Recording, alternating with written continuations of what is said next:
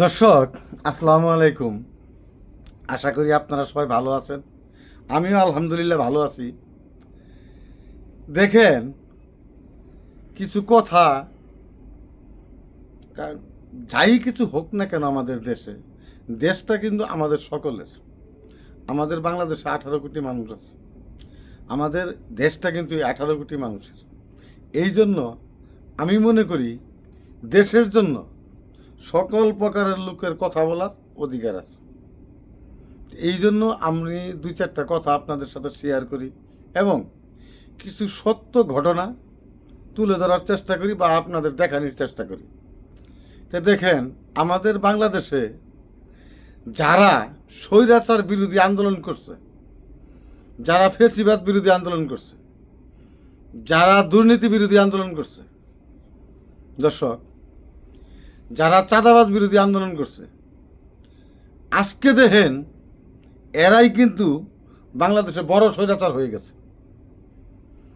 আমাদের এক হকার সাইফুল ভাই ওনার এক ভিডিওর মাধ্যমে বলেছিলেন যে বাংলাদেশের মসজিদের ইমাম সভা যদি আমরা ওই ক্ষমতায় নিয়ে বসাই, উনিও লোভ সামলাতে পারবে না, উনিও নষ্ট হয়ে যাবে, উনিও এবং দুর্নীতিগ্রস্ত হয়ে যাবে। তো এখন দেখতেছি যে ওই হকার সাইফুল ভাইয়ের কথাটাই সত্য বলে প্রমাণ হইতেছে। দেখেন মানুষ এদেরকে কি বলে, এরা এই যে দেখেন দর্শক, এরা বাংলাদেশের জনগণ এদেরকে বর্তমান কি বলতেছে দেখছেন। দর্শক, আমরা বর্তমানে আমাদের সময়, বর্তমানে আমাদের দেশ কিভাবে চলতেছে হয়তো সাধারণ জনগণ বুঝতেছে না। যারা দেশ নিয়ে ভাবে, যারা দেশের কথা ভাবে, এরা বুঝতেছে আমাদের দেশটা কোন দিকে যাচ্ছে এবং দেশের ভিতরে কি চলতেছে। তো দর্শক, ভিডিওটা শেয়ার করে দিবেন।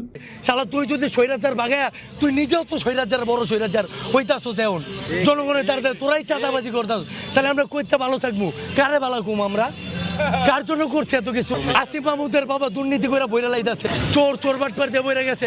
আসিফ মাহমুদ এক নাম্বার উপদেশটা বলি না, সে কোনো দেশের যোগ্য না। চান্দাবাজ, তারা চান্দাবাজির লেগে এই দেশের জনগণের গয়ে এরা বলে এনসিবি। এরা তো চোর, এরা বাটপার, এরা চোর, এরা চাঁদাবাজ, এরা মানুষ গুম করে, খুন করে।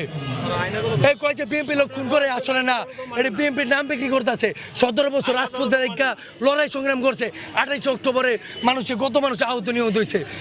এই 17 বছর যদি আওয়ামী লীগের রেগে এসছে, কেউ যদি রাজপথে থাকে, একমাত্র বাংলাদেশ জাতীয়তাবাদী দল বিএনপি ছিল।